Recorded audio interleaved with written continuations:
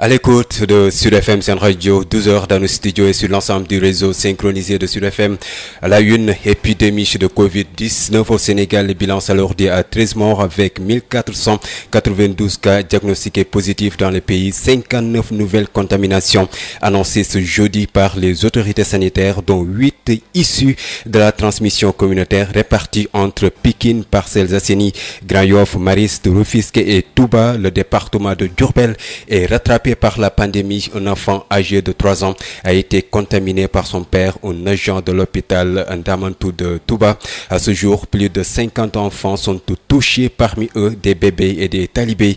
Le ministre de la famille enclenche la riposte et lance le dispositif spécial de protection sociale des enfants en situation difficile. 2015 enfants entre 4 et 17 ans sont retirés de la rue, 205 sont de la sous-région. Les précisions du secrétaire général du ministère à suivre dans ce journal. Dans cette édition, il sera également question de l'utilisation de l'artémisia, remède malgache contre le nouveau coronavirus. Les essais cliniques sont concluants. Le comité scientifique a validé le protocole de recherche et se dit favorable à une utilisation pour un échantillonnage bien défini, mais dans le respect de certaines conditionnalités. Le professeur Daouda Ndiaye, chef du service parasitologie et mycologie de l'UCAD, sera l'invité de la rédaction. Il va répondre aux questions de El Hadji Malik Ndiaye. La revue de presse de Hapsa Elimanouane va compléter cette édition d'information mise en onde aujourd'hui par Sam Watt. Les détails c'est après ceci. Sud Midi. Babacar Samb qui vous dit bonjour et bienvenue. 1492, c'est le nombre de cas déclarés positifs au Covid-19 au Sénégal. 59 nouvelles contaminations ont été annoncées ce jeudi par les autorités sanitaires. Il s'agit de 51 cas contacts et 8 issus de la transmission communautaire répartis entre Pikine, Parcelles Assainies, Grand Yoff, Mariste, Rufisque, Yeumbeul et Touba. Le pays a enregistré son 13e décès lié au Covid-19. 69 personnes sont testées négatives ce matin, ce qui porte à 562 le nombre de patients guéris. 916 sont donc encore sous traitement. La directrice de la santé, Dr Marie-Khemesse Ngom-Ndiaye, a annoncé le démarrage de la prise en charge extra-hospitalière. Nous l'écoutons. Ce jeudi 7 mai 2020, le ministère de la Santé et de l'Action sociale a reçu les résultats des examens virologiques ci-après. Sur 1027 tests réalisés, 59 sont revenus positifs, soit un taux de positivité de 5,74%. Les tests positifs sont répartis comme suit. 51 contacts suivis par nos services, 8 cas issus de la transmission communautaire répartis entre Pikine 1, Parcelles Assainies 2, Grand Yoff 1, Mariste 1, Rufisque 1, Yeumbeul 1, et Touba 1. 69 patients hospitalisés ont été contrôlés négatifs et déclarés guéris. 6 cas graves sont pris en charge dans les services de réanimation de l'hôpital de Fann et de l'hôpital principal. L'état de santé des autres patients hospitalisés est stable. Comme annoncé hier, le Sénégal a enregistré son 13e décès lié au Covid-19. Le mardi 5 mai 2020, il s'agit d'un homme âgé de 94 ans. Le ministère de la Santé et de l'Action sociale prie pour le repos de son âme et présente ses condoléances à la famille éplorée. À ce jour, 1492 cas ont été déclarés positifs, dont 562 guéris, 13 décédés, 1 évacué et donc 916 sous traitement.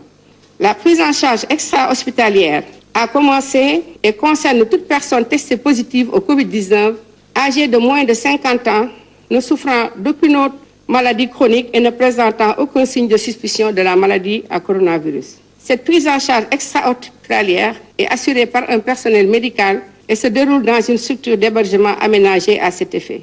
Toute personne ne répondant pas aux critères énoncés ci-dessus est prise en charge dans les structures de santé dédiées. Le ministère de la Santé et de l'Action sociale exhorte les populations au respect strict des mesures de prévention collective et individuelle. À l'instant, les précisions de la directrice de la santé, Dr Marie-Khemesse Songom Ndiaye, qui a annoncé dans la foulée le démarrage de la prise en charge extra-hospitalière. Le département de Diourbel, rattrapé aussi par la pandémie, un enfant âgé de 3 ans a été contaminé par son père, un agent de l'hôpital de Ndamantou. C'est à Touba, Adama Ndiaye. Le département de Diourbel vient d'enregistrer son premier cas de coronavirus. Il s'agit d'un enfant de 3 ans qui a été infecté par son père en service à l'hôpital Ndamatou de Touba. L'un des agents avec qui il partage le même service avait été contrôlé positif. Ainsi, on lui avait conseillé de ne pas faire le déplacement. Mais cela ne lui a pas empêché d'effectuer le voyage sur Diourbel. Dès son arrivée, il a senti des symptômes liés au Covid-19. Contrôlé positif, il infectera son enfant de 3 ans. Tous les 5 membres de sa famille ont été transférés à Mbaké et la maison désinfectée par les éléments du service d'hygiène. Diourbel, Sud FM, Adama Ndiaye. Adama Ndiaye, à Mbour, 17 personnes sont atteintes de la maladie, dont un bébé de 2 ans, 39 personnes mises en quarantaine, dont 22 agents de santé et un jeune malade avec sa maman. Les mesures barrières corsées par les autorités administratives et sanitaires. Babacar Sow. Pandémie du coronavirus. À l'état actuel de la maladie, 17 personnes ont été testées positives à Mbour. 4 personnes l'ont eu par transmission communautaire, dont un enfant de 2 ans. Le dernier cas communautaire signalé il y a seulement 2 jours et vivant dans un quartier populeux à Mbour. 39 personnes en contact, dont 22 agents de santé, sont en quarantaine. Des confinés, parmi lesquels un jeune malade et sa mère. Une situation qui préoccupe au plus haut point les autorités administratives et médicales de la Petite Côte qui font des pieds et des mains pour l'application des mesures barrières, surtout au niveau du marché central et du quai de pêche de Mbour, qui ont été fermés à 2 reprises, dont la dernière fois pour raison de désinfection. À les en croire, d'autres nouvelles stratégies seront incessamment mises en place contre l'indiscipline des populations qui font fi des recommandations de l'État pour couper la chaîne de transmission du coronavirus qui vient de tuer une 13e personne au Sénégal. A signaler aussi qu'après la panique suite aux 2 cas communautaires du quartier Tchossé-Est, en plein cœur de Mbour, le calme commence à revenir. Après désinfection du service d'hygiène, un quartier où tout le monde est en masque par peur de contracter la maladie. Dans la commune de Malikounda, où il a été signalé le 3e cas communautaire dans le village de Mbouroch, les populations ont fini de se barricader. Au niveau du marché central et du quai de pêche qui ferme à 14h, les forces de sécurité veillent au grain. Babacar Sow depuis Mbour pour Sud FM. Babacar Sow, retenez que plus de 50 enfants âgés entre 4 et 17 ans sont atteints de Covid-19, parmi eux des bébés et des talibés chez le ministère, ou bien même le ministre de la Femme, de la Famille, du Genre et de la Protection de l'Enfant, en collaboration avec ses homologues de l'Intérieur et de la Santé, a lancé le dispositif spécial de protection sociale des enfants en situation difficile. 2015 enfants entre 4 et 17 ans sont retirés donc de la rue. 205 sont de la sous-région. Plus de 1200 retournent donc chez eux. Mame Goor Diouf, secrétaire général du ministère de la Femme, de la Famille, du Genre et de la Petite Enfance, que nous écoutons. À ce jour, un effectif de 2015 enfants âgés de 4 à 17 ans a été retiré de la rue, dont 205 ressortissants des pays de la sous-région. 1219 sont retournés en famille, notamment dans les régions de Diourbel, de Fatick, de Thiès, de Louga, de Kaffrine, de Kaolack, de Tambacounda, de Kolda. Cependant, aujourd'hui, une 50aine d'enfants sont atteints par la maladie. Parmi ces enfants, il y a des bébés. Parmi ces enfants, il y a des enfants talibés, du Sénégal comme de la sous-région. Donc, au regard de cette situation, les résultats provisoires déjà obtenus sont bien en deçà des objectifs, avec 2 constats majeurs. Premièrement, des enfants continuent à errer et à mendier dans les artères, les marchés, les espaces publics, sans aucune protection véritable et avec un risque grave de contracter la maladie ou de la propager. Ça et là, c'est le second constat. Des stratégies de pseudo-confinement des enfants sont déclarées sans le respect des exigences de santé et de sécurité des enfants, outre les difficultés liées à leur nourriture et entretien. Et manifestement, les adultes qui entretiennent ces situations semble afficher une totale insensibilité à la souffrance des enfants dans le contexte de la crise sanitaire. C'est au regard de cette situation qui ne peut et ne doit point perdurer, au risque d'exposer ces enfants à la maladie, et au nom de Madame Salimata Diop Dieng, ministre de la Femme, de la Famille, du Genre et de la Protection des enfants, de Monsieur Ali Ngouille Ndiaye, ministre de l'Intérieur, de Monsieur Abdoulaye Diouf Sarr, ministre de la Santé et de l'Action sociale, de Maître Malick Sall, ministre de la Justice, garde des Sceaux, que je lance officiellement le dispositif spécial de protection sociale des enfants en situation difficile. Ce dispositif a pour objectif de garantir la protection sécuritaire et sanitaire des enfants en situation de risque dans le contexte du Covid-19. Mame Gor Diouf, secrétaire général du ministère de la Santé, du ministère de la Femme et de la Famille, du Genre et de la Petite Enfance, retenait que le dispositif spécial de protection sociale des enfants en situation difficile est officiellement lancé. Utilisation de l'artémisia au Sénégal, le protocole de recherche validé et déposé au niveau du ministère de la Santé, le comité scientifique chargé de procéder à l'étude et aux essais cliniques du remède malgache a donné un avis favorable. D'après le chef du service de parasitologie pharmaceutique de la faculté de médecine, pharmacie et odontostomatologie de l'université Cheikh Anta Diop de Dakar, des études in vitro ont également montré que l'artémisia avait une activité sur les virus, notamment le Covid-19. Cependant, un certain nombre de conditions ont été émises pour l'utilisation du Covid organique. Le professeur Daoud Ndiaye, le chef du service parasitologie mycologie à l'UCAD, joint par El Hadj Malick Ndiaye. Les extraits de plantes ont toujours été encadrés par rapport à l'utilisation parce que pour que ces extraits aillent à l'état de médicaments, il faut passer par des essais cliniques phase 1 et 2. D'abord les tester in vitro au laboratoire pour voir l'efficacité sur les microbes, mais là ça a été fait depuis l'autre, mais pas en tout cas l'extrait complet que nous avons avec le Covid organique, et voir également si on le donnait à des animaux, notamment des souris et des rats, est-ce que ça va pas créer des problèmes sur le plan clinique et même sur le plan de vitalité. Donc comme ça on ne peut pas le faire. Il y a l'urgence. On a dit par contre on va mettre des précautions de garde, vraiment des précautions sur le plan scientifique pour que un produit puisse être utilisé. Donc notre avis est favorable, mais en respectant un certain nombre de conditions que nous avons soumis à travers le protocole d'essai clinique au ministère de la Santé pour qu'on accepte ensemble avant d'aller dans la mise en œuvre. Ce qui fait que donc on a demandé un certain nombre de conditions pour vérifier d'abord que si le produit arrive, il arrive avec une notice d'utilisation, sa fiche technique, et qu'on voit la composition totale du produit et qu'on va aller voir est-ce que ce qui est dit comme produit, élément et ce qui existe dans le produit. On va le tester nous dans nos laboratoires en chimie.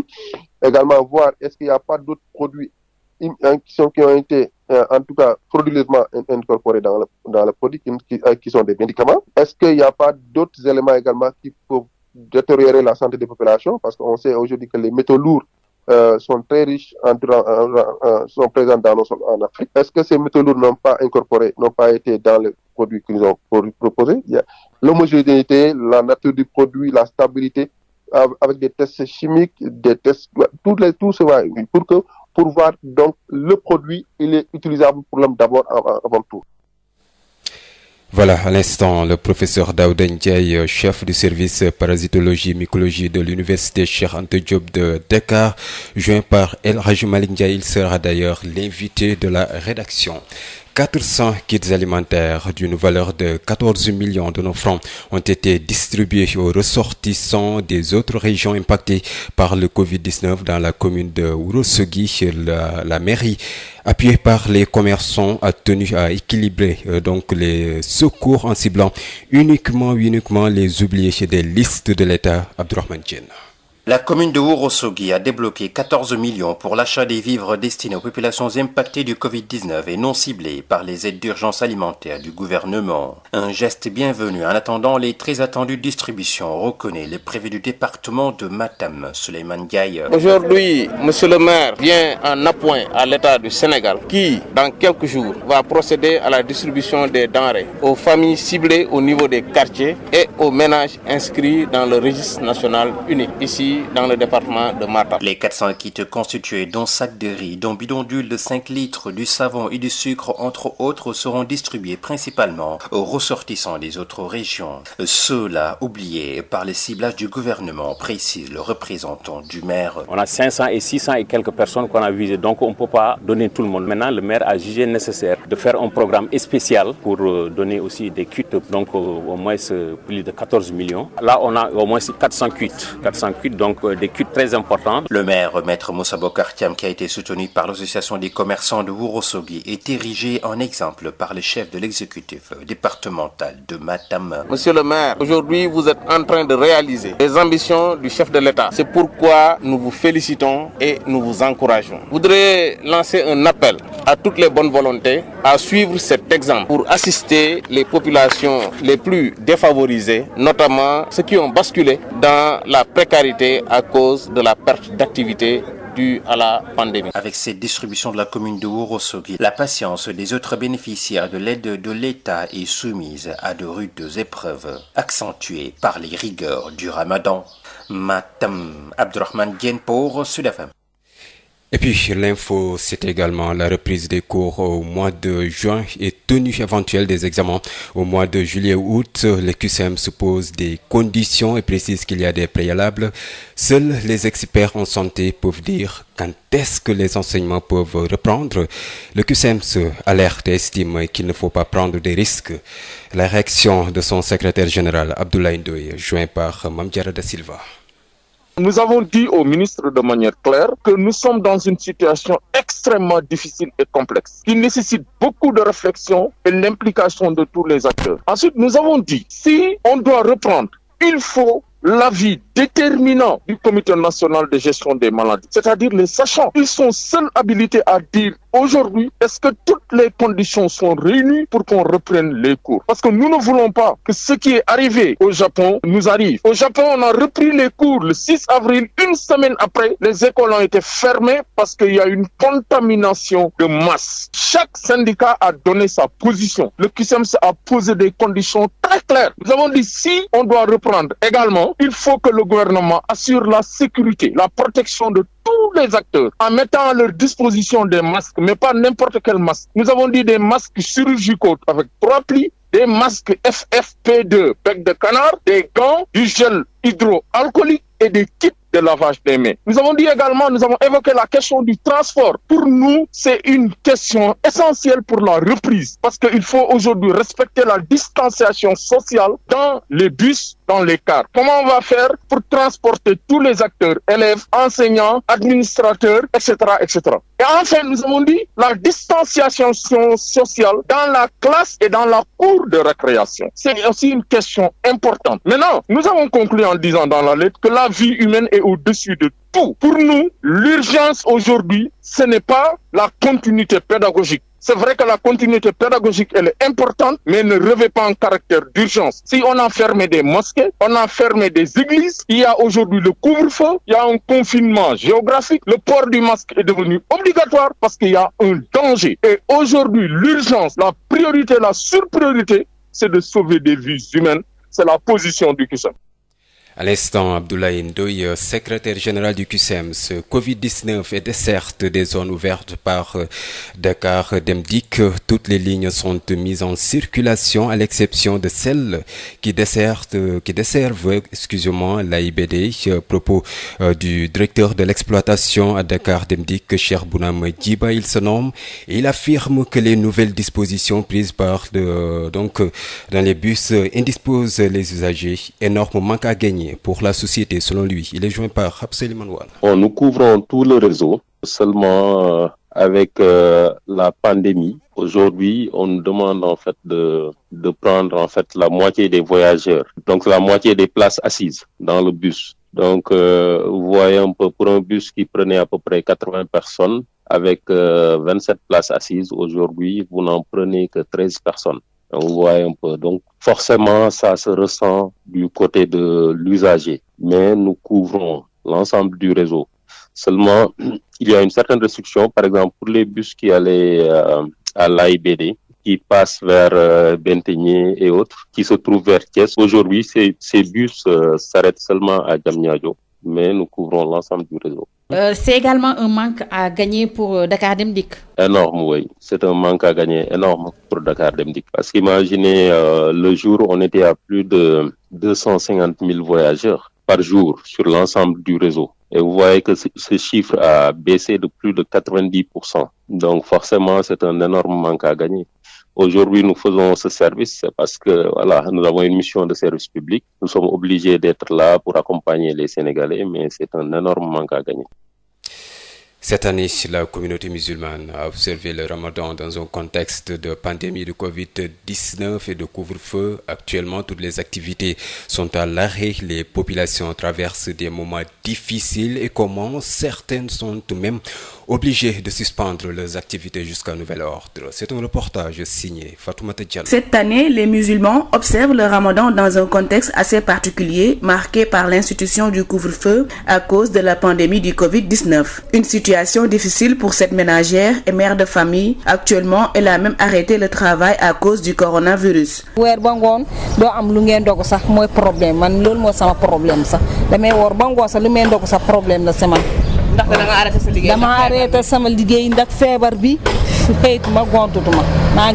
Croisé au garage du monument, Mbaye Gueye informe qu'avec ce couvre-feu, tout est à l'arrêt.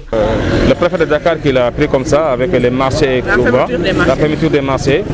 Hier, on a failli presque, avant-hier, on a failli presque de ne pas préparer la nuit puisqu'on n'avait pas ou acheté quelque chose comme ça pour préparer le repas du soir. Bon, on a failli se débrouiller pour trouver quelque chose à manger. Lamine Sagna, ce père de famille, exhorte les autorités à redoubler d'efforts pour éradiquer cette maladie. C'est comme même les grandes puissances n'arrivent pas jusqu'ici à maîtriser ce fléau-là. Nous, les pays pauvres, les pays en développement, nous faisons que suivre ce que font les pays développés. Et jusqu'ici, eux, ils n'arrivent même pas à maîtriser ce fléau-là. Qu'est-ce qu'on va faire maintenant pour pouvoir peut-être endiguer cette maladie? C'est un peu difficile, hein? C'est un peu difficile. Souhaitons que cette maladie-là soit enrayée. Les populations traversent des moments difficiles car la pandémie du Covid-19 a tout chamboulé. Toutes les activités sont au ralenti. Ce mois de Ramadan est cependant un signe d'espoir pour tous les musulmans qui prient pour que cette pandémie soit définitivement éradiquée.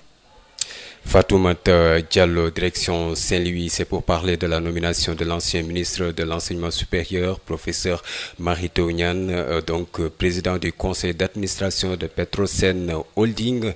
Et puis, cette nomination est très bien accueillie au niveau de sa base affective. Selon son ancien chef de cabinet, cela n'est qu'un défi que l'homme saura relever.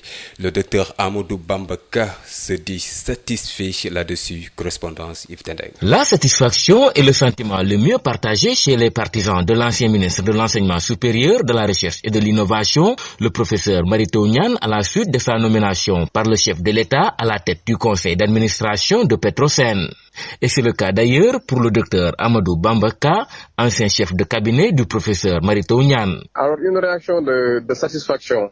Alors c'est d'abord remercier le président Macky Sall pour avoir renouvelé sa confiance au professeur Mary Teuw Niane, féliciter le professeur Mary Teuw Niane et oser aussi espérer que c'est un nouveau défi qu'il va relever et qu'il va autant relever comme il l'a toujours fait. L'homme ne trouve aucun inconvénient par rapport à cette nomination du ministre qui a atterri aujourd'hui au poste de PCA. Ah non, aucun inconvénient. Donc l'essentiel c'est d'être utile au pays, d'être utile à la nation, d'être utile au président de la République qui lui a renouvelé sa confiance. Donc c'est ça qui est important. Une nomination qui, d'après lui, n'est qu'un défi que le professeur Mary Teuw Niane saura bien relever. Le professeur Mary Teuw Niane est connu pour être un homme de défi. Alors ça, tout le monde le sait. Alors il l'a prouvé dans ce pays et je pense que là où il a été nommé récemment, et quel que soit le défi, si difficulté il y a, il saura être à la hauteur. S'agissant toutefois de cette nomination, bien que tardive pour certains, mais le docteur pense autrement. Non, je ne pense pas. C'est pas une nomination tardive. Alors, elle vient en son heure parce que l'important, c'est d'avoir la confiance du président de la République.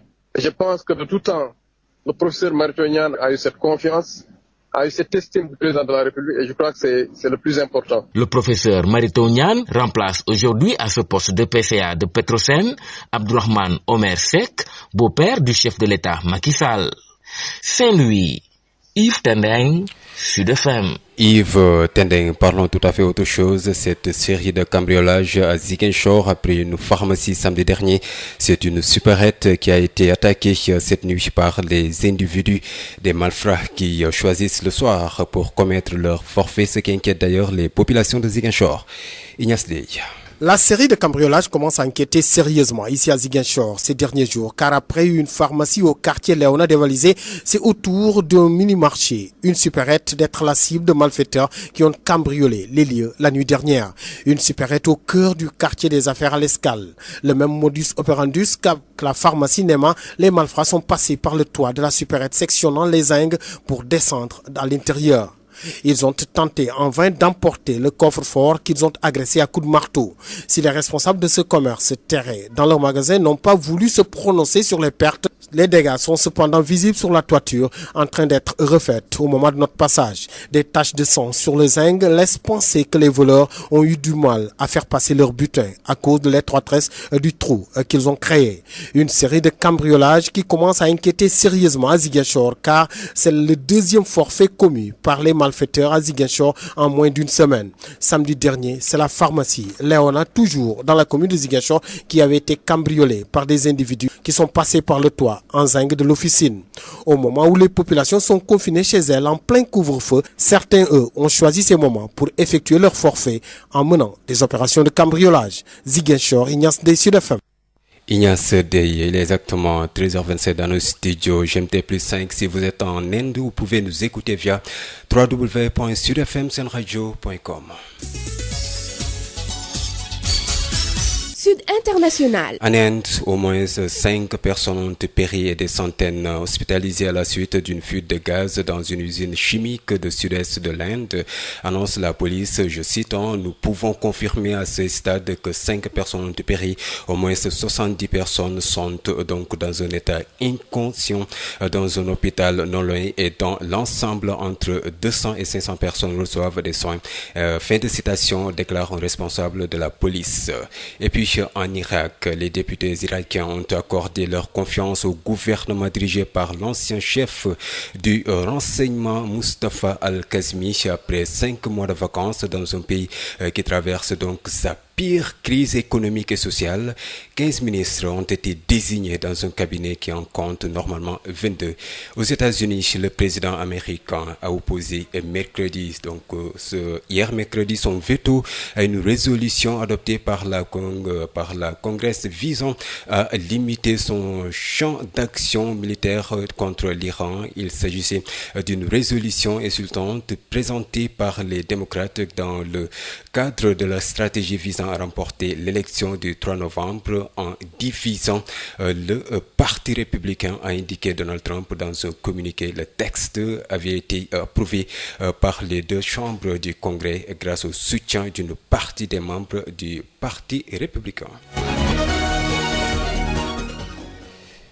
Et nous allons parler football en 8 de la disparition de Jules François Bocandé. Aucune manifestation n'est prévue à Ziguinchor. Ziguinchor où nous retrouvons Ben Michel Kanfoudi. Bonjour. Bonjour Ben Michel Kanfoudi.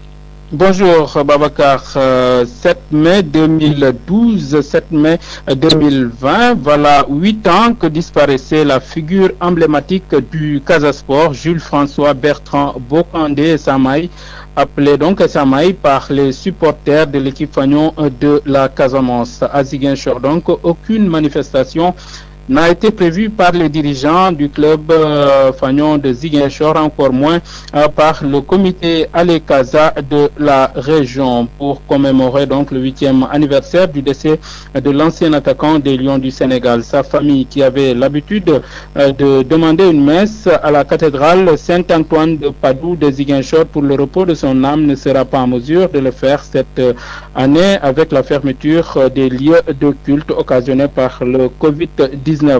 Mais les souvenirs de Samaï, la légende du Casa Sport, sont encore frais dans la mémoire de ses amis. Certains de ses amis donc que nous avons joint au téléphone.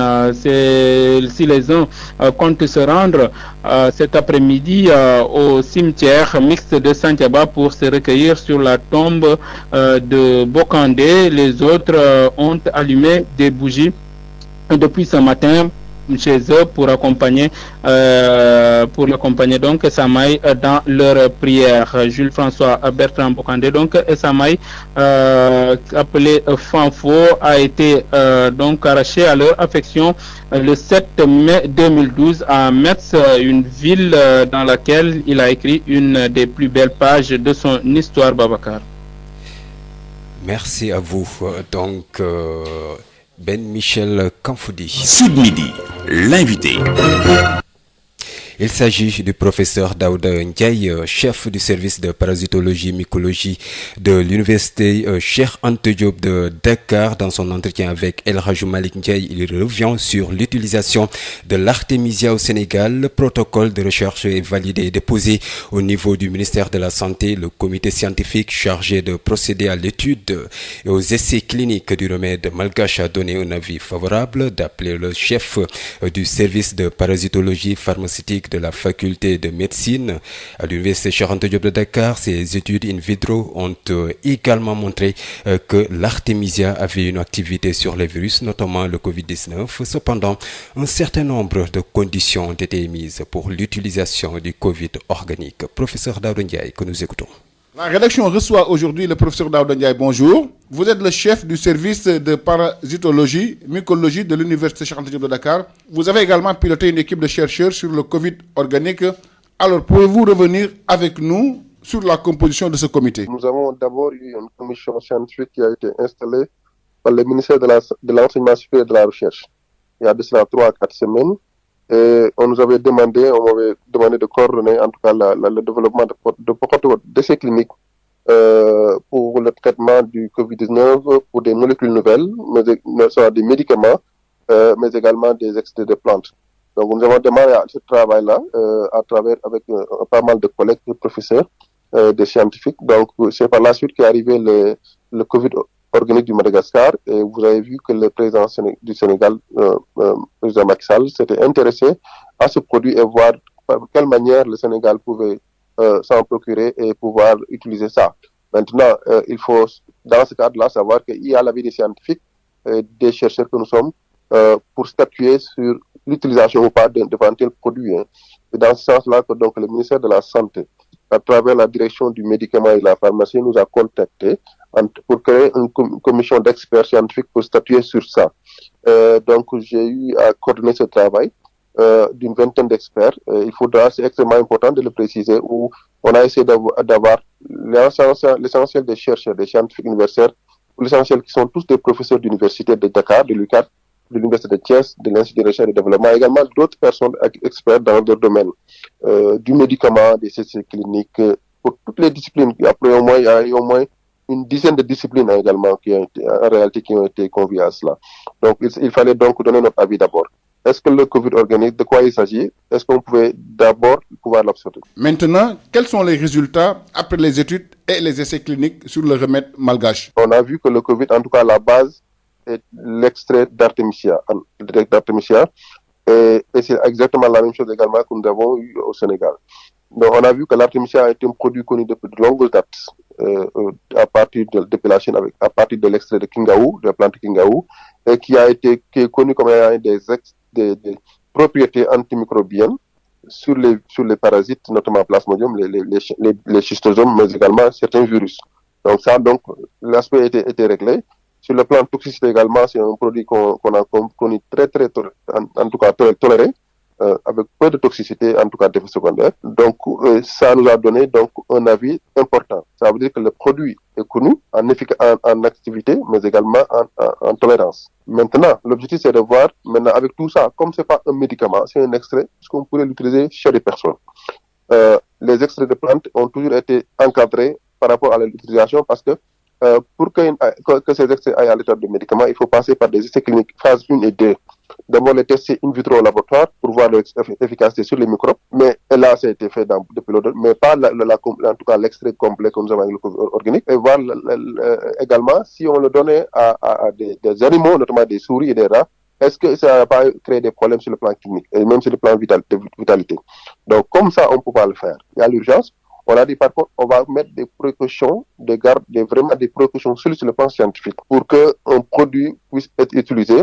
Donc notre avis, nous, est favorable. Mais en respectant un certain nombre de conditions que nous avons soumis à travers le protocole d'essai clinique au ministère de la Santé pour qu'on accepte ensemble avant d'aller dans la mise en œuvre. Ce qui fait que donc on a demandé un certain nombre de conditions pour vérifier d'abord que si le produit arrive, il arrive avec une notice d'utilisation, sa fiche technique, et qu'on voit la composition totale du produit et qu'on va aller voir est-ce que ce qui est dit comme produit, élément et ce qui existe dans le produit. On va le tester nous dans nos laboratoires en chimie.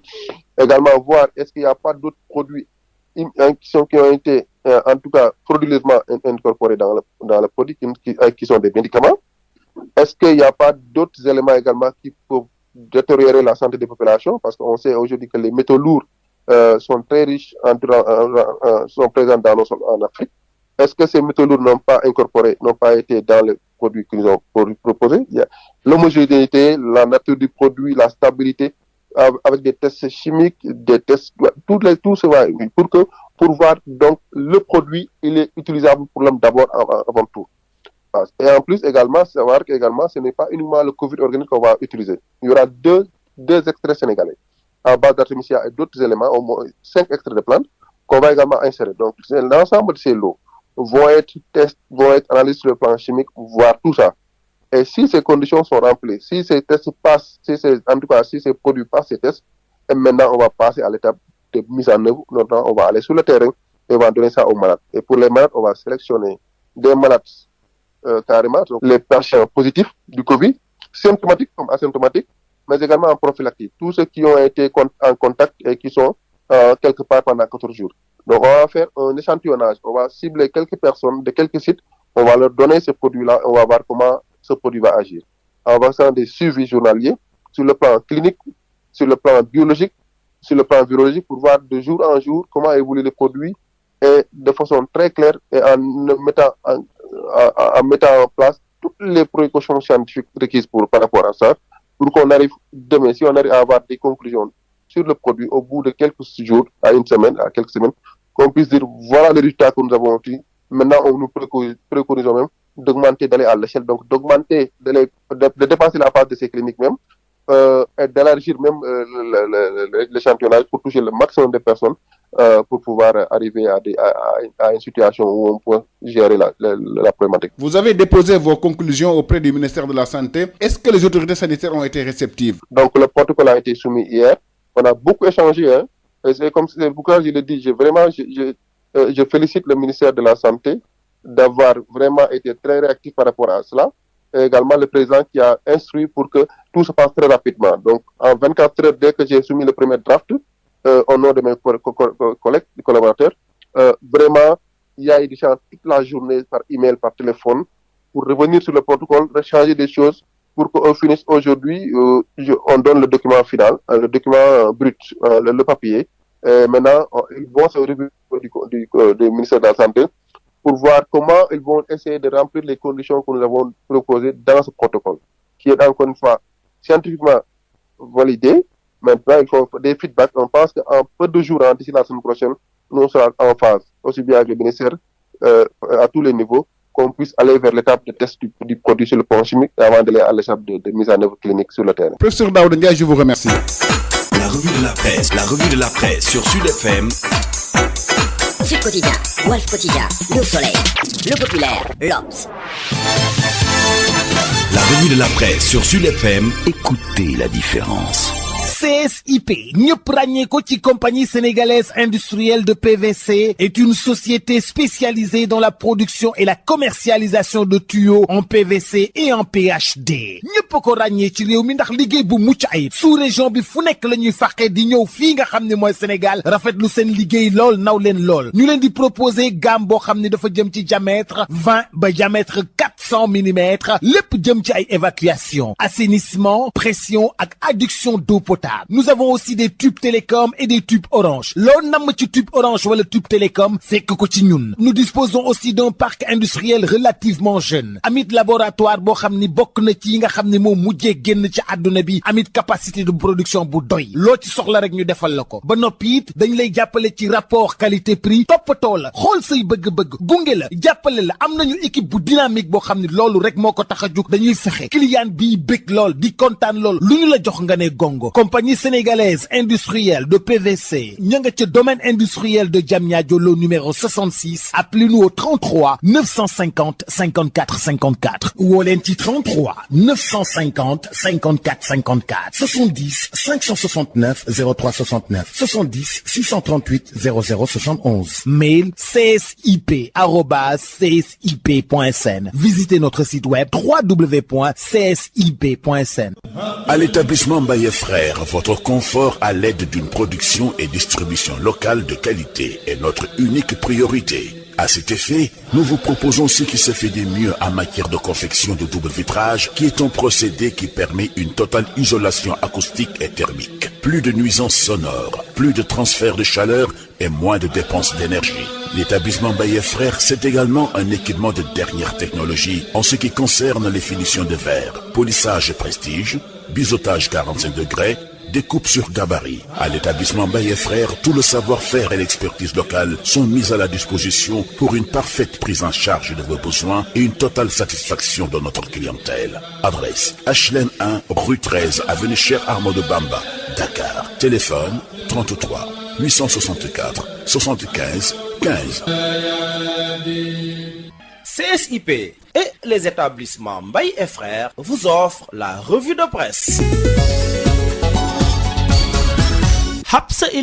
Bonjour. Covid-19, le corps médical touché. C'est le titre qui barre la une de Sud Quotidien. Le nouveau coronavirus s'en prend au corps médical, surtout dans les villes où on note le non-respect des mesures barrières, indique le quotidien du groupe Sud Communication. Ainsi, après les cas positifs déclarés au niveau des personnels de santé de l'hôpital principal de Dakar, Touba et Thiès ont également subi le même sort. Dans la cité religieuse, le service de chirurgie de l'hôpital régional de Ndamatou a fermé ses portes après avoir enregistré des cas de contamination au nouveau coronavirus. Covid-19 qui poursuit sa progression dans notre pays, souligne le confrère de Bourguiba, avec le bilan des victimes du Covid-19 qui s'est encore alourdi. Un 13e décès a été enregistré hier, 6 mai. Il s'agit d'un homme âgé de 94 ans, habitant à Thiès, informe un communiqué du ministère de la Santé et de l'Action sociale. Décédé à son domicile, le test réalisé est revenu positif le mardi, ce qui porte le bilan à 13 morts, 104 nouveaux cas, dont 4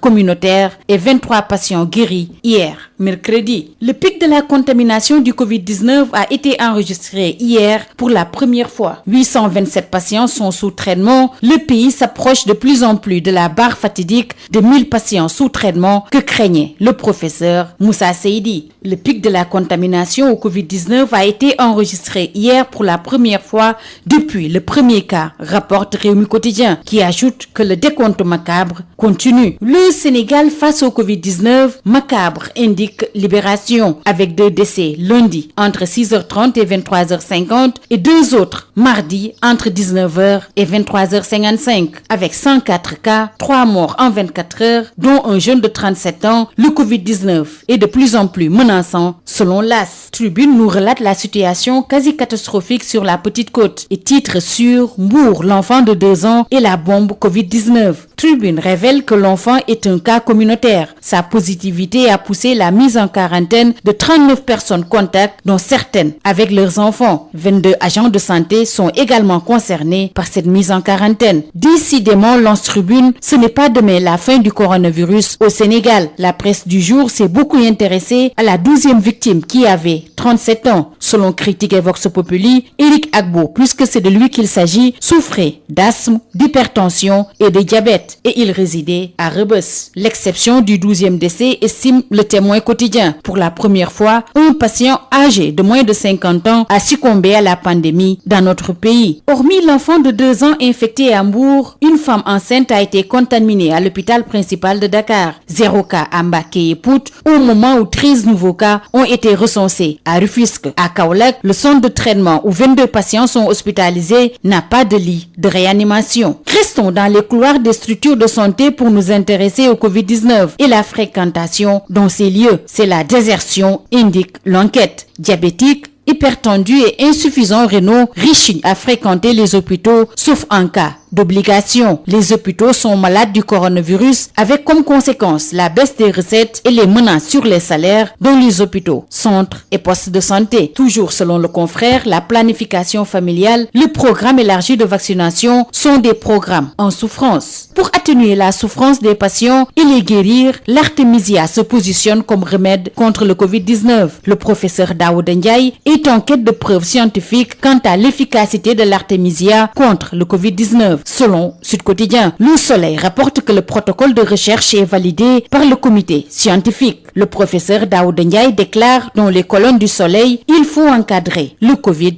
organique. Fin de citation. Au même moment, Direct News estime que le Covid-19 est une maladie que la communauté scientifique n'arrive toujours pas à cerner. Les inconnus s'accumulent et le monde scientifique semble avancer à tâtons. Le retour aux affaires de Mary Teuw Niane intéresse également la presse du jour. Il est casé à Petersen Holding, dont il est désormais le PCA. La presse ajoute que Macky éjecte son beau-père au profit de l'ancien ministre de l'Enseignement supérieur, de la Recherche et de l'Innovation. Stade, le quotidien du sport, titre ce matin sur Légende de la tanière. 7 mai 2012, 7 mai 2020, Bokandé à jamais dans les cœurs. Le défunt a mis fin à la plus longue absence du Sénégal à la CAN et donne la parole à Alassane Ndour. Bokandé était notre idole. Couteau d'ajouter, quand il était fâché, personne n'osait s'approcher de lui. Terminons par Sunu Lamb. Ayant encaissé 25 millions sans combattre, Ama Baldé, le plus riche de la saison 2019-2020. D'après notre confrère, il dame le pion à Modou Lô, Gris, Balla et Boy Niang 2. Ama Baldé a eu le beurre et l'argent du beurre. C'est tout. À vos journaux et très bonne lecture. CSIP,